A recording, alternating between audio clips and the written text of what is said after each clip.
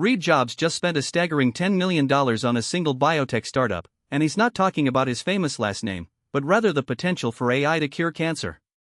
When we last sat down with Jobs at TechCrunch Disrupt nearly 3 years ago, his firm Yosemite was brand new and biotech was still reeling from its post-pandemic crash.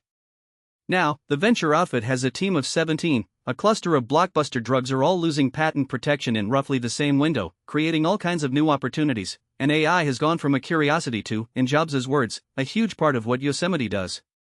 This is a big deal, because Jobs is essentially saying that AI is no longer just a tool, but a core part of the biotech industry's future. What's really interesting here is that Jobs is betting big on the potential for AI to revolutionize healthcare, and he's not alone. As AI continues to improve, we're seeing more and more investors and entrepreneurs pouring money into biotech startups that are using machine learning to develop new treatments and therapies. This could have a huge impact on the way we approach healthcare, and it's exciting to think about the potential for AI to help us cure diseases like cancer. But what's next for Yosemite and Jobs? We'll have to wait and see, but for now, it's clear that he's all in on the potential for AI to change the world. Moving on, if you're a music maker, you might be interested to hear that Constantin Koehncke, the head of FL Studio, has been turning to Reddit for feedback and fun. FL Studio, of course, has a long history. It used to be called Fruity Loops, and it's been a favorite among electronic music producers for years. But what's really cool is that Koehncke is using Reddit to connect with users and get feedback on new features and updates. This is a great example of how companies can use social media to build a community around their products, and it's clear that Koehncke is passionate about making FL Studio the best it can be. But enough about music, let's talk about something a little more serious. The U.S. Immigration and Customs Enforcement Agency, or ICE, has been in the news a lot lately, and not for good reasons. From shooting and killing a man to making house calls to people who spoke out against the agency, it's clear that ICE is facing some major challenges.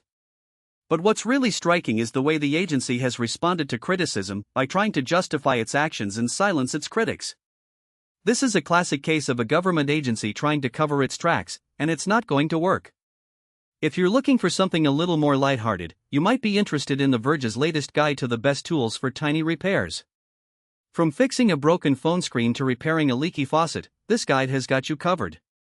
It's a great resource for anyone who likes to tinker with things, and it's a reminder that sometimes the best way to fix something is to do it yourself.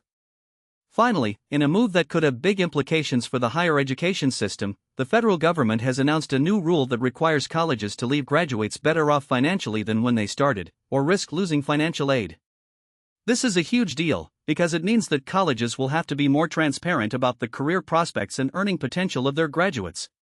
It's a way of holding colleges accountable for the value they provide to students, and it could help to reduce the burden of student loan debt.